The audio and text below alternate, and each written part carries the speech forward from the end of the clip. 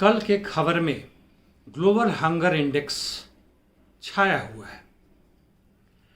भारत जो पिछले वर्ष 94 स्थिति में था, आज 101 हो गया 116 देशों में।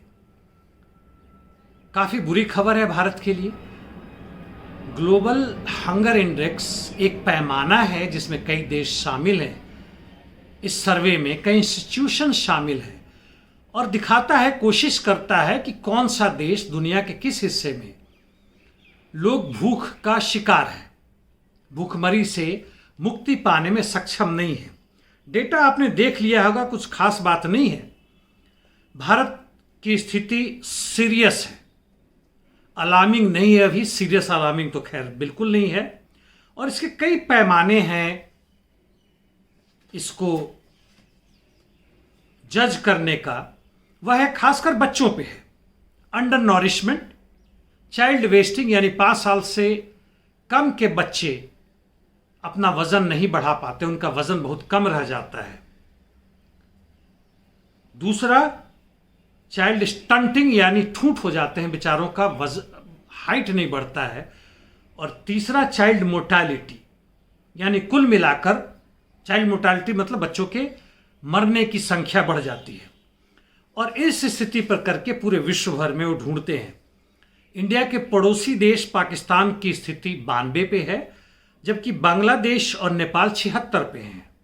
बांग्लादेश काफी अच्छी स्थिति में नहीं होने के बावजूद इंडिया और पाकिस्तान से बेहतर स्थिति में है।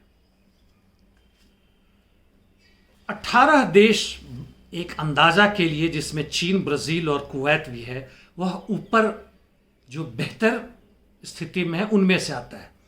ब्राजील में 4 साल पहले जब एक समाजवादी सत्ता होती थी तो उन्होंने बच्चों के लिए, गरीबों के लिए बहुत कुछ काम किया था। उसका असर अभी तक जारी है। यह फूड सिक्योरिटी क्यों इतनी खराब हालत में है इन देशों के, जहां ऐसी स्थिति में है जहां भारत पहुंच चुका है? इसका कारण ये सर्वे करने वाले 3 सी बताते हैं।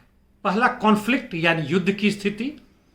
दूसरा, क्लाइमेट चेंजेस यानी वातावरण में बदलाव, जिसमें एक्सट्रीम वेदर आते हैं, जिसे हजारों नहीं लाखों की संख्या में लोग घर बार छोड़ के भोजन और आवास की चक्कर में दौड़ते रहते हैं। और तीसरा, कोविड-19 जो अभी की हाल फिलहाल की महामारी है। चौथे की चर्चा नहीं करते हैं, जो सबका बाप है यानी कैपिटलिज्म, उसका भी एक सी ही आता है। चलिए, हम उसकी बात नहीं कर रहे। जहां तक अलार्मिंग कंट्रीज की बात है, कुछ का नाम ले लें। CAR यानी अफ्रीकन कंट्रीज होना ही होना है। चाड, DRC यानी कॉन्गो, मडागास्कर, यमन युद्ध के कारण है शुद्ध रूप से एक काफी अच्छा विकसित देश तकरीबन स्थिति में था, लेकिन सऊदी अरेबिया और अमेरिका और इंग्लैंड ने मिलकर उसे नेस्तनाबूद कर दिया।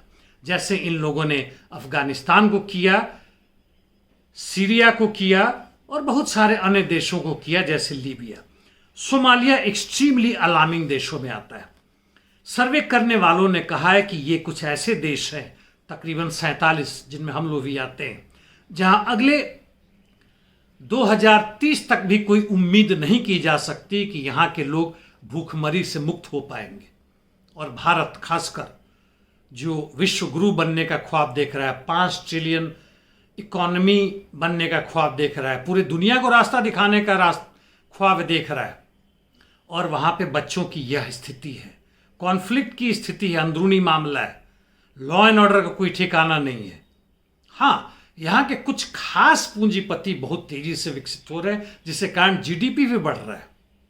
और वह कहाँ से विकसित हो रहे हैं? वह अपनी एंटरप्रेन्योरशिप के कारण नहीं हो रहे, बल्कि हमसे लूट के कर रहे हैं। पेट्रोल के दाम ले, दलहन ले, तेलहन ले, बैंक की स्थिति ले, हमारे जेब खाली हो रहे हैं। और जो हमसे भी नीचे लोग हैं वह भूखमरी की स्थिति में जा रहे हैं, गरीबी की अवस्था में जा रहे हैं। आप क्या सोचेंगे, नहीं सोचेंगे, मुझे नहीं मालूम।